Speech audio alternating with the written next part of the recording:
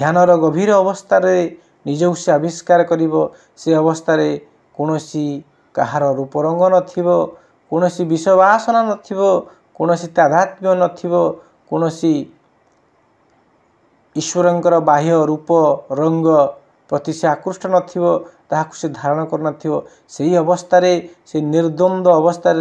सुख दुख रहित अवस्था से आनंद अवस्था से निजक आविष्कार करिवो से जानि परिवो जे कि मु मन नुहे मु बुद्धि नुहे मु चित्त नुहे मु अहंकार नुहे मु प्राण नुहे मु अपान नुहे मु व्यान नुहे पंचभौतिक उपादान नुहे मन बुद्धि चित्त अहंकार अंतकरण नुहे मु होइछन्ति सच्चिदानंद तत्व शिव तत्व से जानी पारे प्रकृत रे सी अलगा नुहंती से तू मु एका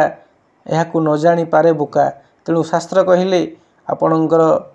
उपनिषद कहले तत्त्वमसि अयमात्मा ब्रह्म अहम ब्रह्मास्मि सो अहम ईश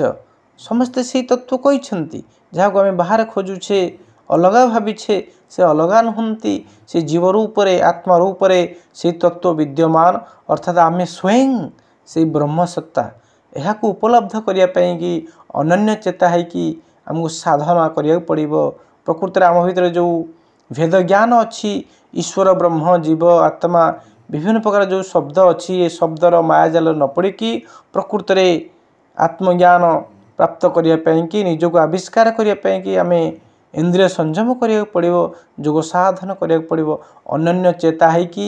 सही अनन्य भक्ति माध्यम रे से आनंदर उच्छ जहाँ कि आम स्वयं निजक निजे ताहार जदि आपण माने समीपवर्ती हो पारे से कस्तूरी मृग परी जदि आपण निज भितरे लुकायित होता निजर स्वरूप को आविष्कार करें ताहले मानव जीवन सार्थक हेबो एवं आम जीवनर समस्त समस्यार समाधान हो पारिबो एवं